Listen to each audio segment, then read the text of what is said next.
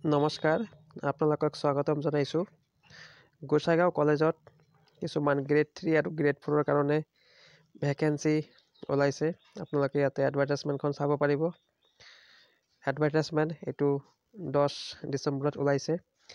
in pursuance of letter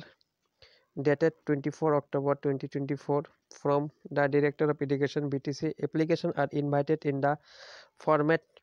prescribed by the DHE Assam for the post of principal and assistant professor and in the Assam gazetted standard form for the post of grade 3 and grade 4 along with complete biodata and all testimonials from SSLC onwards from eligible candidate for recruitment to the following vacant sanction post আপোনালোকে ইয়াতে vacancy খিনি চাব পাৰিব প্ৰিন্সিপালৰ ইয়াতে vacancy আছে বুলি লিখিছে তাৰ কাৰণে এটা পোষ্ট obviously প্ৰিন্সিপাল এটাই হ'ব আনৰিজাৰ্ভৰ কাৰণে এসিস্ট্যান্ট প্ৰফেসৰ ইন এছামিজ এটো এটা পোষ্ট আছে আনৰিজাৰ্ভৰ কাৰণে assistant professor in Bodo linguistic এটা পোষ্ট আছে আনৰিজাৰ্ভ এটো এসিস্ট্যান্ট প্রফেসর ইন হিস্টরি তার কারণে একটা পোস্ট আছে এসসি কারণে রিজার্ভ আছে এটু জুনিয়র অ্যাসিস্ট্যান্ট গ্রেড 3 দুটা পোস্ট আছে এটা হইছে আনৰিজাৰ্ভৰ কাৰণে আৰু এটা এসটি প্লেনৰ কাৰণে যদি বিআৰআৰ গ্ৰেড 4 ৰ কাৰণে এটা পোস্ট ওবিসি কাৰণে এটু ৰিজাৰ্ভ আছে আৰু গ্ৰেড 4 ৰ আৰু আছে দুটা পোস্ট এটু আনৰিজাৰ্ভ আছে দুটা তো আমি যদি কোয়ালিফিকেশন খিনি চাও প্ৰিন্সিপালৰ যেটো ইয়াতে কোয়ালিফিকেশন বিচৰা হৈছে এটু এজ পাৰ যেটো গভৰ্নমেন্ট অফ ওএম নম্বৰ আছে এই হিচাপে আৰু গভৰ্নমেন্ট এডভাৰটাইজ নম্বৰ যেটো আছে এই হিচাপত আপোনালোকৰ ইয়াতে কোয়ালিফিকেশন বিচৰা হৈছে আৰু এসিস্ট্যান্ট প্ৰফেসৰ খিনি যেটো আছে ইয়াৰ কোয়ালিফিকেশন আপোনালোকে এবাৰ ভালদৰে চাই ল'ব আৰু তাৰ পিছত যেটো আপোনালোকৰ জুনিয়ৰ এসিস্ট্যান্ট গ্ৰেড 3 পোস্ট আছে এটু ব্যাচেলৰ ডিগ্ৰি মানে বিএ ব্যাচেলৰ ডিগ্ৰি বিচৰা হৈছে স্পেশালি যিসকল কমাৰ্স ব্যাকগ্ৰাউন্ড আছে আৰু একাউন্টেন্সি আছে তেখেতক প্ৰিফাৰেন্স দিয়া হ'ব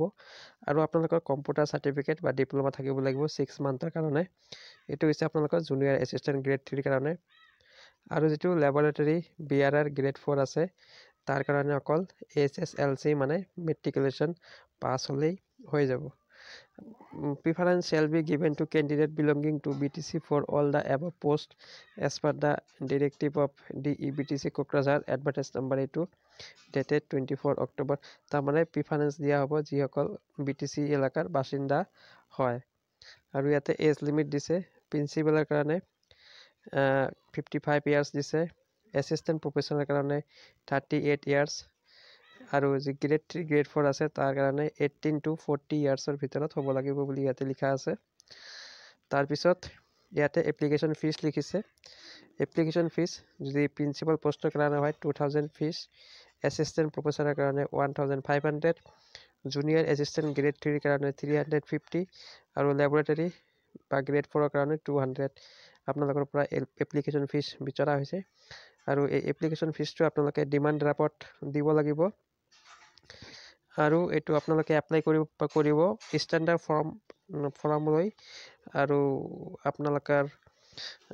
উইথিন 15 ডেজৰ ভিতৰত যিদিনৰ পৰা আপোনালোকৰ এই এডভাৰটাইজমেন্টখন প্ৰকাশ কৰা হৈছে সেইদিনৰ পৰা 15 ডেজৰ ভিতৰত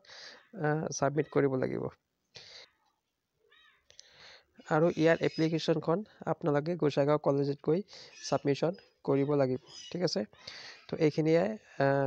ইনফৰমেশন দিয়াৰ কাৰণে ভিডিওটো বনাইছিলো ধন্যবাদ আপোনালোকে যদি কোয়ালিফিকেশন খিনি আপোনালোকৰ আছে তেনেহলে আপোনালোকে এই পোষ্টৰ কাৰণে